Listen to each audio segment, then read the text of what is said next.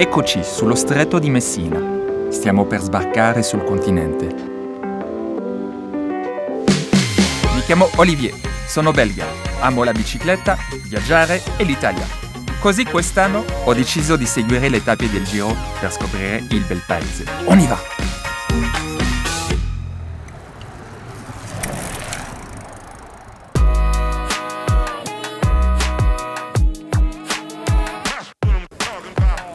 Ciao ragazzi, abbiamo lasciato la Sicilia e siamo adesso in Calabria. Siamo a Palmi, piazza del 1° maggio. Vicino qui c'è Tropea, che va famosissima per le cipolle rosse. Andiamo a scoprirla. Ciao!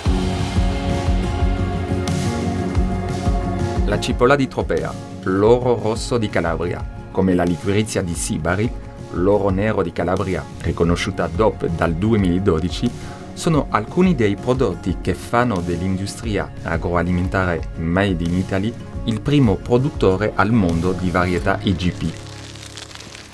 Ciao! Ciao, buongiorno! Io sono Olivier. Ciao, piacere Domenico! Piacere. Ciao! Questo sono? Questi sei qua nel regno della cipolla rossi Tropea Calabria IGP.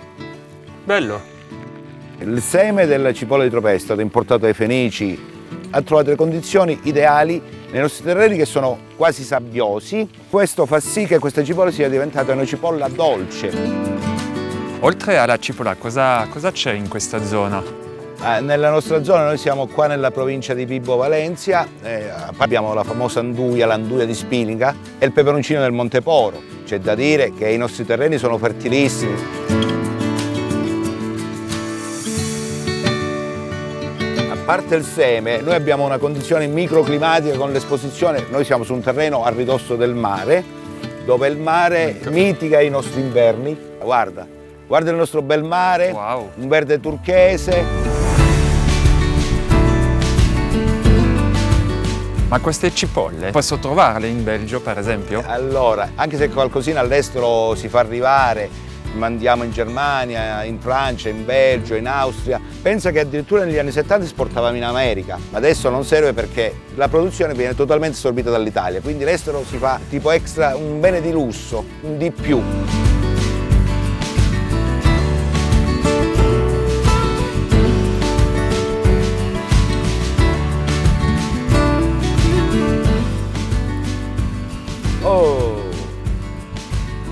Buon odore, questa si pulisce un po', si lava, e si consuma tagli subito. qua e la mangi a crudo, con un po' di olio, pepe nero e aceto. Tu pensa. Non tutti sanno però che sono sviluppate anche diverse attività industriali importanti, come quella marittima, il porto commerciale di Gioia Tauro è il più grande in Italia, e quella meccanico-ferroviaria di Reggio Calabria, tra le più tecnologicamente avanzate al mondo. Proprio qui, infatti, si costruiscono le carrozze dei treni dell'alta velocità.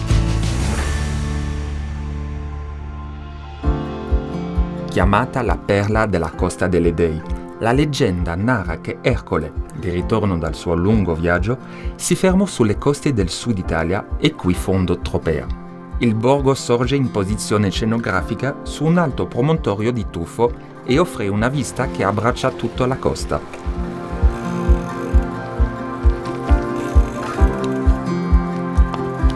Per questa sua caratteristica posizione di terrazza che domina sul mare, Tropea ebbe un ruolo strategico importante fin da epoca antica, soprattutto in età romana, poi bizantina, ancora araba per essere poi riconquistata dai Normanni e dagli Aragonesi, sotto i quali prosperò. Di tutti questi passaggi ne porta i segni il suo più celebre monumento, il santuario di Santa Maria dell'isola di Tropea. Andiamo a vederlo.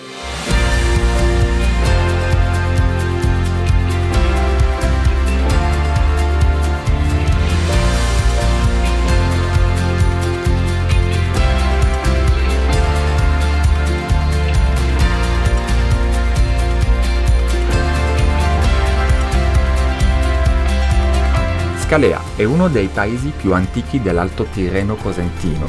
Sorto su un promontorio affacciato sul golfo di Policastro, la sua costa è sabbiosa e lineare a sud, è frastagliata e ricca di grotte a nord e qui propone paesaggi suggestivi modellati da un millenario lavoro di erosione del mare. Arroccato e costruito intorno ad un'antica fortezza longobarda, il borgo venne denominato Scalea, proprio per il suo sviluppo a scaloni.